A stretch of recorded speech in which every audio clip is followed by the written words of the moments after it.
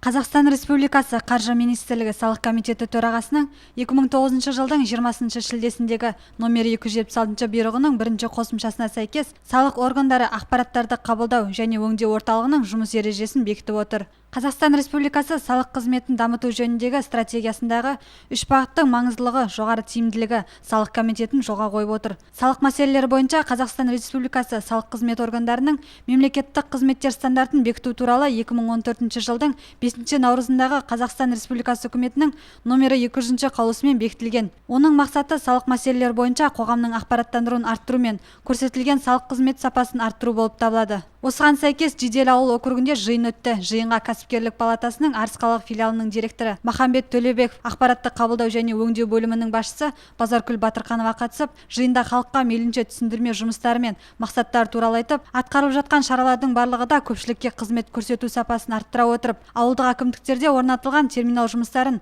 салық төлеушілерге ыңғайлы болу үшін электронды түрде салық декларацияларын бұрын мемлекет қызметкерлері ғана тапсырса, 2016 жылдан бастап барлық қазақстандықтар тапсырады деп түсіндіріп өтті. Салық төлеушілердің келген өтініштердің барлығын жаңағы ақпаратты қабылдау және өңдеу орталығы деп атымыз ғой. Сол орталықта тіркеуге алады. Салық төлеушіге берілетін құжаттардың барлығын сол орталықтан аласыздар.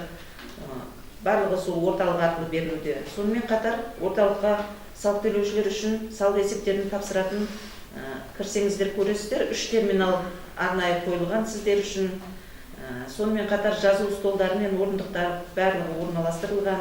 Орталық қабырғаларындағы тақтайшаларға салық заңдылықтарындағы өзгерістер мен толықтырулар, салық есептері мен өтініштерін толтыру үлгілері, салық органдарының қызмет көрсету регламенттері және стандарттары жөнінде барлық ақпараттар ілініп қойылған.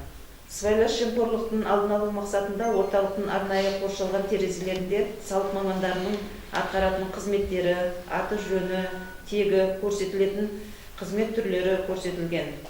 Дәл осындай жиын Байырқұм елді мекенінде өз жалғасын тапты. Жиналған ауыл тұрғындары өз үйімізден басқа кепілдікке тігетін ештеңеміз жоқ. Үйіме менің несие алатын сомам жетпей тұр. Бұл қалай болады? Жерім бар, кепілдікке қойып, жеке кәсіппен айналсам деген ойым бар, деп көкейде жүрген сұрақтарын қойып, тиісті жауаптарын алды. Қазір бұрын облысқа шабатын еді ғой, бизнес план керек, ананы істеуім керек деп облысқа баратын, бәленбай ақшаға шығындалатын. Қазіргі жағдайда Арысқа барасыз, сол жерден тірлігіңіздің бәрін бітіреді. Ана Шымкентке барып келем дегенге ақша берілмейді. Ол өзінің жұмысы. Бизнес план қандай, сіз не істейсіз, қандай шаруашылықпен айналысасыз? Мен егінмен ба, жоқ мал шаруашылығымен айналысасыз ба, жоқ басқа нәрсемен, теплицамен айналысасыз ба? Міне осы бойынша сіз сонымен айтасыз, келсіз, ол қандай документтер керегін айтады, сіз әкеп бересіз, өзі жаңағы Шымкентке барып бизнес план бәрін жасап сізге әкеп береді. Залог қалаттағын болмайтын нәрсеге бағалайды, алған кредиттің еш нәрсеге жетпейді. Алғаннан кейін бір молда бар шағында. Мүмкін оның жылы бір 3 жыл мен 5 жылдың көлемінде берілсе, мысалы үшін. 3 жыл мен 5 жылдың көлемі? 5 жылдың көлемінде. Оның кейін, мысалы үшін, молда басар, қай нәрселерінде мол төлестесің, соны бір бере қылады. Болмайтын нәрселерді алып, 6 айдан кейін төлей берсең, ешнәрсе пайда таппайды.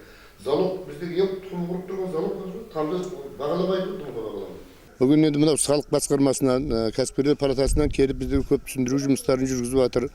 Бұған үлкен рахмет. Мына түсінбеген нәрсемізді түсініп жатырмыз. Бұл жерде көп жеңілдіктер, мысалы үшін несие алу жөнінде айтылып жатыр.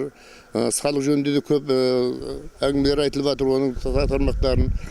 Оны демеген нәрсемізді сұрадық, түсіндік. Үлкен рахмет айтамыз. Біз енді бұл жерде ауыл шаруашылығымен айналысып, бұл жерде жер менен мал ғой. Біреу мал жөнінде сұрап жатыр, қалай кредит алу керек екенін, біреу жер жөнінде сұрап жатыр, қалай кредит аламыз деп. Соған бұлар түсініктеме жұмыстарын жүргізіп, бізге түсіндіріп жатыр. Біз енді бұдан былай шет жағасын білдік. Барып, ауданымызға барып, кәсіпкерлік палатасына барып, тағы түсінбеген нәрсеміз болса сөйден сұраймыз. Сөйтіп кредит алып, мал алуымыз керек. Жерді өңдеп, жерден өнім алуымыз керек. Далалы жерде отқаннан кейін, сол жерменен мал ғой, күн көріп отқанымыз. Соған көп мағлұмат алдық деп ойлаймын мен. Салық төлеушілерге көрсетілген қызмет сапасын жақсарту мақсатында салық органдарының қызмет көрсету регламенттері мен стандарты бекітіліп, осы жөніндегі мәліметтерге есеп тапсыру сияқты халық көп жиналатын кезеңдерді болдырмас үшін түскі үзіліссіз қызмет көрсету жүйесі де қолданысқа енгізіліп отыр. Ақбота Данебекқызы, Алишер Абдушапиев, RTV жаңалықтары.